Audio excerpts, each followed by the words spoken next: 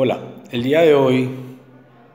dos nietos de una paciente me comentaron que los tenía sumamente angustiados a ellos y a su familia. El que su abuela, que tenía un cáncer terminal, que ya estaba en situación de agonía, que estaba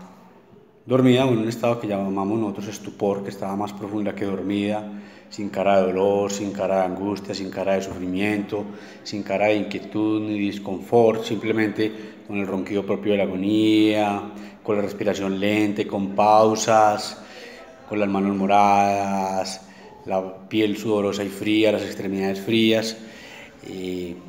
estaban muy inquietos porque la médica del programa domiciliario que la estaba asistiendo en la casa había sugerido que ante el hecho que llevaba una agonía de aproximadamente 3 días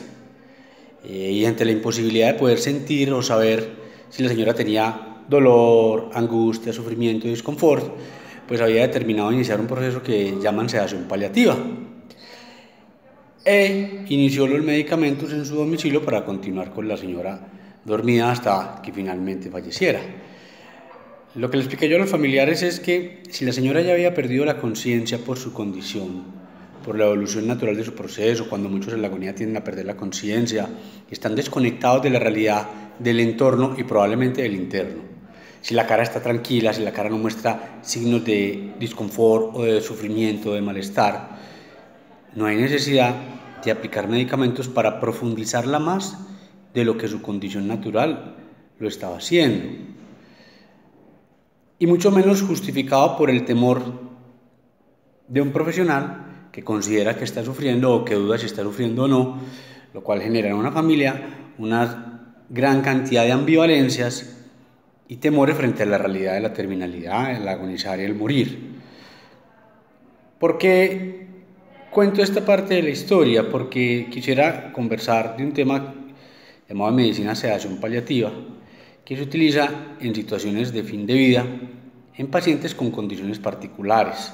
y que no se debe usar en todos los pacientes por capricho del médico, por capricho de la familia o por temor a que la agonía dure más o dure menos o que los síntomas puedan ser molestos o no.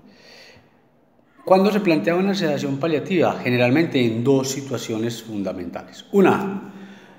en un síntoma que llaman refractario, o sea, aquel síntoma que a pesar del tratamiento y los medicamentos y las medidas proporcionales a la condición del paciente y disponibles para ese paciente, no se ha podido controlar y está generando gran disconfort, malestar e incluso sufrimiento explícito por el paciente, como puede ser dolor, asfixia o ahogo, náuseas, vómito, convulsiones, sangrado, delirio, hipo, y que a pesar de los tratamientos no mejora, el síntoma persiste y está desbordando al paciente. Y además de eso le genera sufrimiento, pues uno plantearía la alternativa de la sedación paliativa siempre y cuando el paciente esté de acuerdo con esa determinación, ya que es un procedimiento y una alternativa terapéutica que se propone con consentimiento del paciente. Ya cuando el paciente ha perdido la conciencia, pues obviamente no es necesaria la sedación porque no hay conciencia. O si no tiene la capacidad de manifestar, pero hay síntomas o signos que uno ve claramente que el paciente sí está con mucho disconfort o con mucho sufrimiento, intentar ajustar medicamentos, si no se plantea o plantean la posibilidad de sedar. Y la segunda indicación para una sedación, algunos están de acuerdo, algunos no están de acuerdo, es una manifestación de sufrimiento extremo hecha por el paciente en una condición no solamente médica, sino una enfermedad terminal que esté generando gran sufrimiento psíquico por efecto emocional, espiritual, familiar, social, o un sufrimiento total o integral por todo lo que está rodeando al paciente, lo cual hace que éste se sienta desbordado y que no tiene la capacidad de afrontar ni de abordar esta condición tan compleja y que le está generando una percepción de un sufrimiento extremo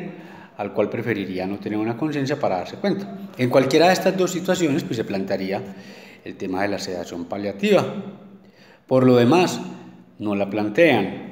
La sedación paliativa no es sinónimo de eutanasia. Hay una gran diferencia entre sedación paliativa y eutanasia. ¿Cuál? La intención. La eutanasia tiene una intención y es, con una serie de medicamentos a dosis letales, quitar la vida del enfermo. La sedación paliativa es a una dosis considerable de algunos medicamentos, se baja el nivel de conciencia, no a llevarlo en estado de coma, sino al punto de que esté en una inconsciencia que no le permita o sentir aquel síntoma molesto o percibir aquella situación de angustia que le está generando. Por lo demás no tiene por qué sedarse. Si uno ya está sedado, ya está dormido por su propia evolución o por su propia condición, cuando yo le doy sedantes a ese paciente, lo que hago es que lo profundizo más y puedo exponerlo a los efectos secundarios de los medicamentos o acelerar el proceso, lo cual no estaría tampoco indicado y no sería ni ético ni moral. Por ende, lo que yo le decía a esta familia es que tuvieran en consideración que la señora estaba tranquila, inconsciente, sí, con ronquido también, el normal al final, con respiración pausada, como decía al principio, sí, pero la cara es la que le dice a uno si está angustiado o no.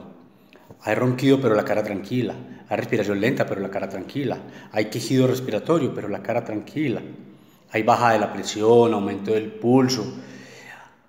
baja de los signos vitales que dejan de eliminar, que dejan de dar del cuerpo, pero la cara sigue estando tranquila, lo cual sugiere que el paciente en su inconsciencia está tranquilo,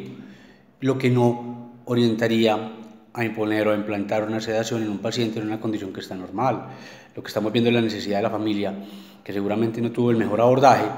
y que los pusieron contra la espada y la pared, y ante ese temor de que el familiar pueda estar sufriendo, que pareciera que no, pero optaron por una sedación que indudablemente el programa domiciliario le instauró a la paciente.